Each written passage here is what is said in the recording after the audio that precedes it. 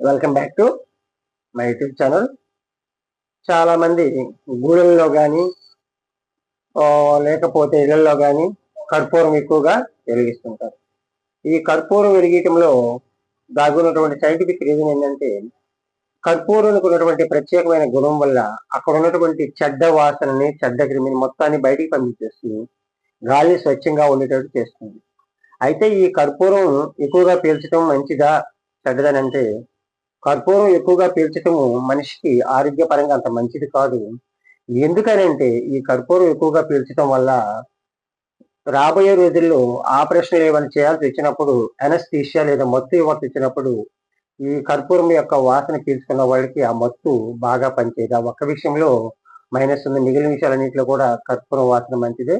కానీ ఏదైనా ఆపరేషన్ చేయాల్సి మత్తు ఇవ్వాల్సి వచ్చినప్పుడు మాత్రం ఆ కర్పూరం యొక్క వాసన పీల్చుకున్న వాళ్ళకి మత్తు తొందరగా ఎక్కక పేషెంట్ బాగా ఇబ్బంది పడతారు.